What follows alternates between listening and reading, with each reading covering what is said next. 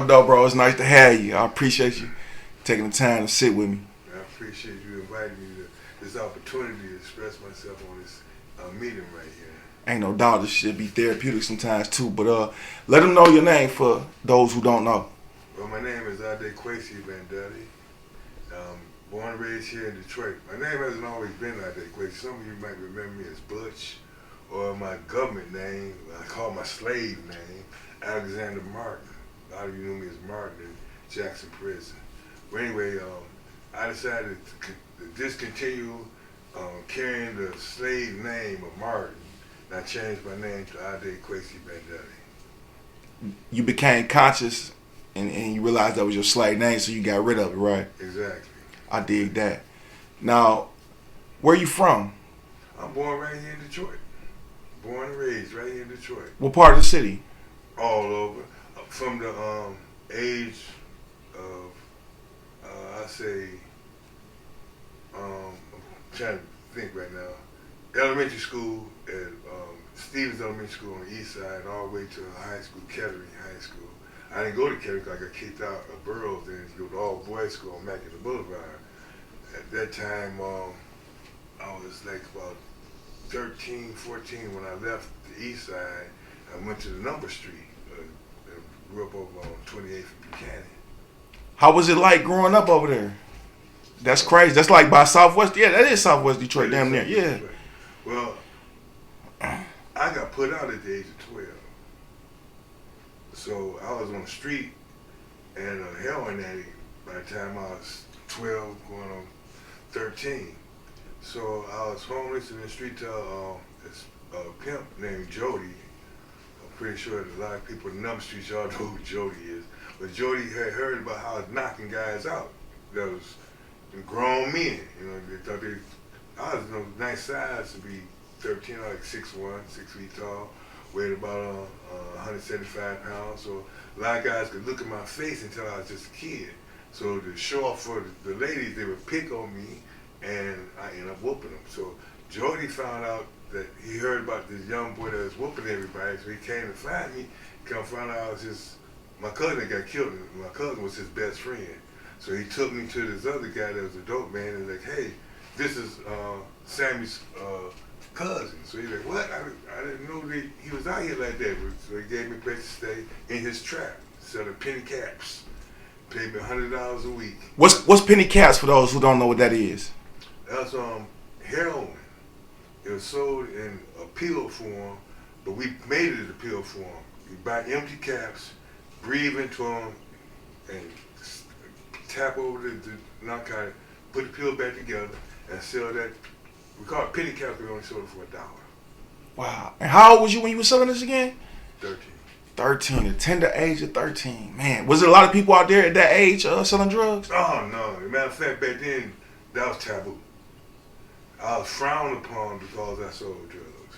I was frowned upon because I was using drugs. The black community hasn't always been like it is right now. We didn't always embrace the other side. At one time, if you was considered to be a crook, that's what they called you back then, a crook. You weren't allowed to come in people's homes. You weren't allowed to date their daughters or anything like that. Thugs and hoodlums, that was all bad words. So that was like insults to be called a thug or a hoodlum. Not like it is today. Not like it turned out to be. Wow. And about what time was this? Was this in the like 70s, 80s? Oh, no. We talking about, I was 13 in 1965. 1960. Oh, wow. That was back then. Oh, yeah. The black community was really rolling back then, so right. I can see what you're talking about. Right. We had businesses. We had stores, gas stations, supermarkets, apartment buildings. We had businesses. But all that was destroyed through government plots, things that the government did to destroy us. They've already openly admitted that they've done these things, but yeah, that's what happened to Detroit. What was the first age you got in trouble with? Oh, wow. I started getting in trouble in the 7th grade.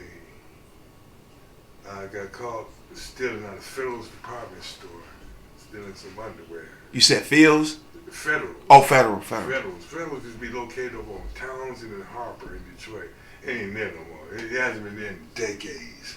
But I stole a pair of silk underwear there, silk underwear, some silk socks, because I wanted it, to be cool like everybody else. Oh wow, the silk socks was in. Yeah. I got caught. Did they take you to juvenile or jail or what? No, they took me to juvenile Wayne County Youth Home. It was located on Warren and Russell at that time. And I went to 2N and spent the night. Parents came, got me next morning, and let me go. Wow. Did you have a father in your life? How was your mom's? Me and my father had it out. Matter of fact, we had such a huge fight that's how I got put out at the age of 12. I wore a pair of his shoes, and he found out about it and tried to kill me. He tried to kill you? Literally. Wow. He tried to kill me, so I fought back. Mm-hmm. And I wasn't allowed to come home no more after that. Was it any gangs around when you was growing up? Like during those times, was it like gangs, drug organizations, or what? The gang I had problems with and affiliation with was the Crane gang at first. There's a street called Crane right there by Gratiot and Fish, the expressway there. And the guys on the street called themselves the Crane gang. So my cousin had a problem with the Crane gang, and we had fights with the Crane gang, and Crane gang basically was bullying the whole area. So then next thing you know, the guys got tired of that and stood up for themselves, and they showed up at the Burroughs Junior High School one day with a bunch of chains with locks on the end of them, and they beating everybody up. I was kicked out for good by that time, so I wasn't there. But they're beating everybody up, so everybody started calling it the Chain Gang. And that's what the Chain Gang, the Crane Gang, the Chain Gang. Then on the other side of the van, they came up with the Bishops, the Roy Bishops, and then later came the BKs, the Earl Flynn's, the Cinco Avenue. I mean, it just exploded. Wow, man, you was back then. Oh, those some classic stories right there. Now, during the time you was growing up, was there any like Bloods or Crips around? No, not in. Or have you ever heard of it? Oh, we heard of them, but they were in California. Right. That was a Los Angeles thing. That didn't have anything to do with our side. Matter of fact, Detroit, we resisted outside gangs. Like Chicago tried to come in with the Black Stone Rangers and the Vice Lords and the Gangster Disciples, but we already had our own thing here. So we kind of had a mutual respect when we go to Chicago. And that's the funny thing. The way of showing them that you're not affiliated was kind of like an insult word, Guys from Chicago, they know this is true. When they asked my cousin who was I affiliated with, my cousin said, "Oh, he's a peon." I was like, "I know peon." He go, "Yeah, you're a peon. You're a peon. A peon means you're not affiliated in the gangs." I was like, "Oh, okay." I still don't like that word. Facts. So we resisted outside gangs.